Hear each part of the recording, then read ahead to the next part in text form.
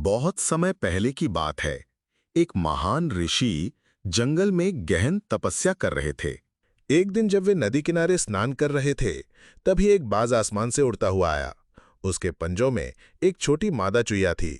जैसे ही बाज पानी पीने के लिए नीचे झुका, उसकी पकड़ ढीली हो गई और वो चूहिया उसके पंजों से फिसलकर सीधे ऋषि के हाथों में गिर पड़ी। ऋषि ने उसे धीरे से उठाया। वो भय से कांप रही थी। ऋषि को उस पर दया आ गई।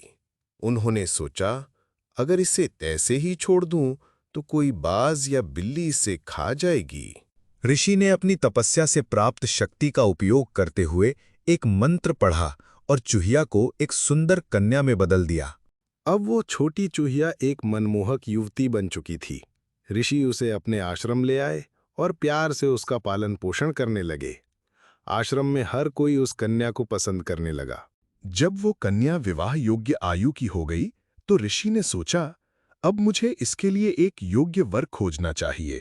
सबसे पहले उन्होंने सूर्य देव को बुलाया और कन्या से पूछा, क्या तुम इस तेजस्वी और शक्तिशाली सूर्य देव से विवाह करोगी?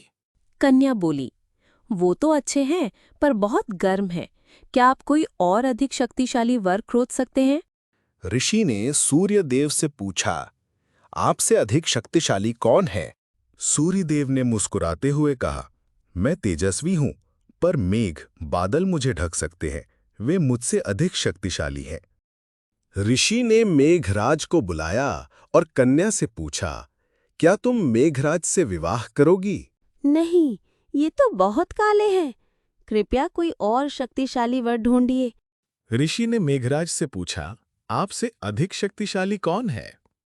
मैं सूर्य को ढक सकता हूं, लेकिन पवन मुझे उड़ा सकता है। पवन मुझसे अधिक बलशाली है। ऋषि ने पवन देव को बुलाया और कन्या से पूछा, क्या तुम पवन देव से विवाह करोगी? कन्या बोली, वो तो बहुत शक्तिशाली हैं, पर उन्हें देखा नहीं जा सकता और ये हमेशा इधर उधर घूमते रहते हैं। कोई और वर मिल सकता है क्या? ऋषि ने पवन देव से पूछा, आपसे अधिक शक्तिशाली कौन है?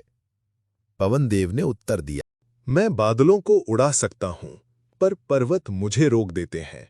वे मुझसे अधिक शक्तिशाली हैं। ऋषि ने पर्वत देव को बुलाया और कन्या से पूछा, क्या तुम पर्वत देव से विवाह करोगी?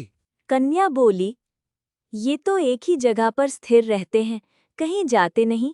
क्या कोई और बेहतर वर नहीं हो सकता?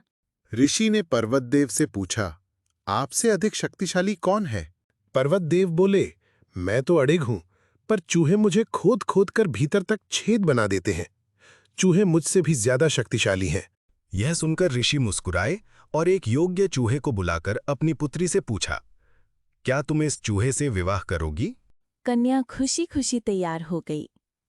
ऋषि ने अपनी तपस्या की शक्ति से उसे फिर से चूहिया में बदल दिया और उसका विवाह एक योग्य चूहे से कर दिया। अपनी जड़ों और असली स्वरूप को कभी मत भूलो।